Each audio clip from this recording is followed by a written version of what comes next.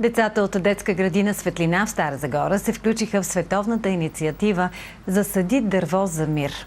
600 000 фиданки бяха засадени днес в различни краища на света. Една от тях беше в Стара Загора. По повод Световния ден на мира 21 септември, Организацията на Обединените нации организира мащабна световна инициатива "Засади дърво за мир". Децата от целодневна детска градина Светлина се включиха в инициативата "Зелена верига". Децата, огромната световна шир. Това е думата кривата, най-хубавата дума мир.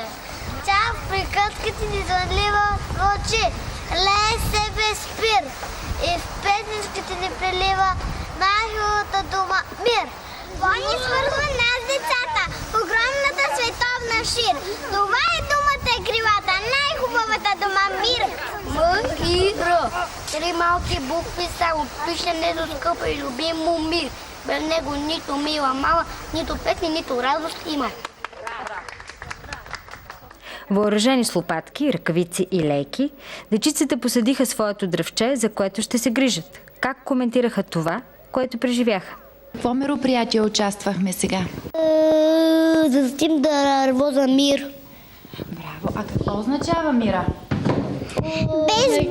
Без бомби и без пистолети и без война.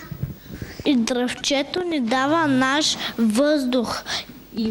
И От който е необходим?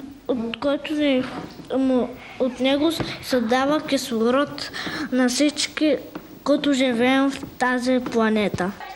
Освободени и уверени, те искаха да показват и още какво са научили.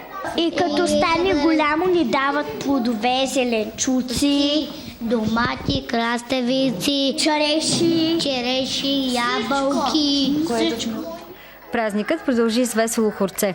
А мнозина от децата вече знаят защо е важно да отглеждаме и да се грижим за дърветата. Околната среда е важна за всички нас. Дърветата, символ на мира, ще пораснат заедно с тях, защото те ще направят света по-красив, по-зелен и по-добър.